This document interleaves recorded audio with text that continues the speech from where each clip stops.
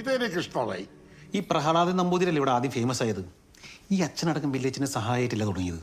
അതിനെ വല്യച്ഛൻ എങ്ങനെയാണ് അച്ഛൻ്റെ ജാടൊക്കെ സഹിച്ച് ഇവിടെ നിൽക്കുന്നത്? എനിക്കെന്നെ ഭയങ്കര ഇഷ്ടമായതുകൊണ്ട്. നമുക്കിപ്പോൾ എന്താ വേണ്ടത്? നമ്മളെ നല്ലപോലെ സ്നേഹിക്കുന്ന, നമ്മളെ നന്നായി നോക്കുന്ന ഒരാൾ അല്ലേ? അതിന് ഞാൻ തന്നെ പോരെ. എനിക്ക് എന്നോട് നല്ല സ്നേഹമാണ്. എന്നെ ഞാൻ നന്നായി നോക്കുന്നുണ്ട്. സ്വന്തം കാര്യം മാത്രം. എൻ്റെ അവസ്ഥ എനിക്കല്ലേ അറിയുള്ളൂ. വിപന്നകാലേ വിധിയോനഹാനി. ബാക്കി എന്താ കേക്കട്ടെ? തനിക്കറിയാവുന്ന ശ്ലോകമല്ലേ? പുനശ്ച സംപ്രാപ്യതേ ധനാഗമഃ.